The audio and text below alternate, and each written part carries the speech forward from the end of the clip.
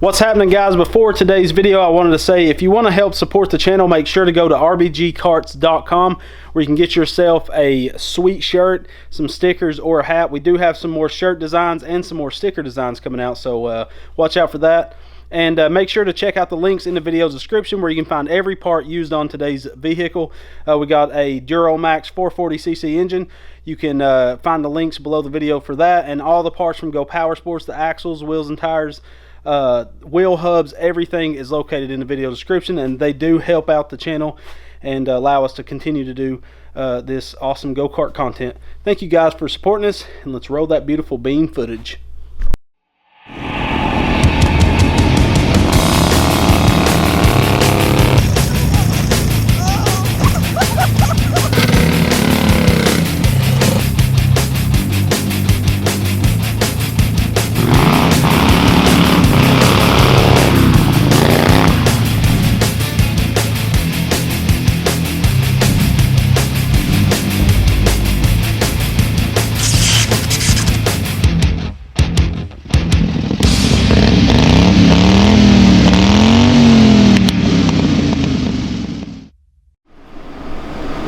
Well, Skittles is back in the garage. We did this go-kart up for my brother-in-law. He's been riding it some, but it keeps on kicking the chain under a real hard load.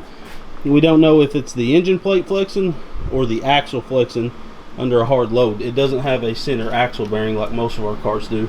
That engine plate is about, what do you say, 1/8 inch thick. Yep. And then I've welded another 1/8 inch thick plate over top of it. Plus there's square tubing up under it bracing it. Oh yeah, then I did the H tube underneath of it because it was kicking the chain. I would say it's definitely the axle. Yeah, it's pretty beefy. So one thing we noticed, and he didn't know this when we unloaded it, the frame is completely snapped in half right there. He has Duramax power right there. That's what happens when you put a 440 on a child's go-kart.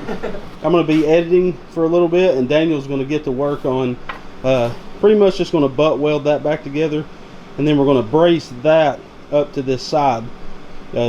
So basically brace right over top of this crack right here, and you can already see some stress cracks happening in the paint right there, so I would imagine the metal's about to break underneath that side as well. These go-karts are decently built, but not at the same time. Like that plate under that engine, or under that seat, is 1/4 inch thick steel. Just a massive 1/4 inch thick plate, so it's pretty beefy in some spots, but some spots are weak. So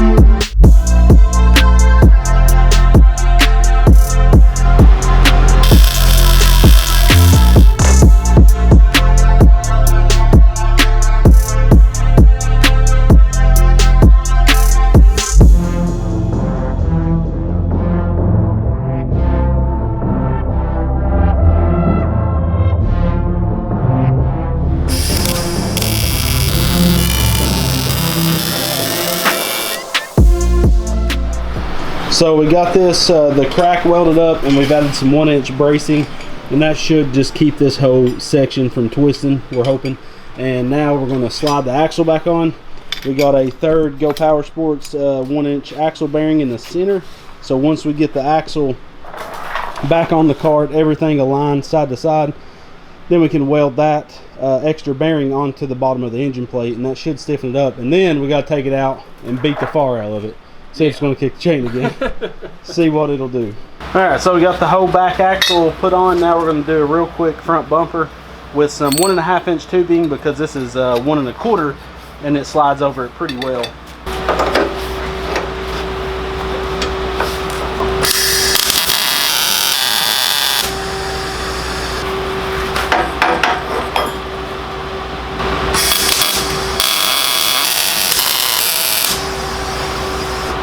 Okay, so the Skittles is completely done. I took one of Go Power Sports little engine guard things and welded on the front, and we put two 90s together and made him a little front bumper just to protect the tie rods. And then if we go around back, you can see to stiffen it up, we added that third axle hanger up under there, and that did fix the problem. We've actually already rode this thing and it does not kick chains. We put those braces in to stiffen the frame because that's where the frame cracked right there. So everything's good. Got a couple GoPros on it and we're going to take her for a rip. Alright.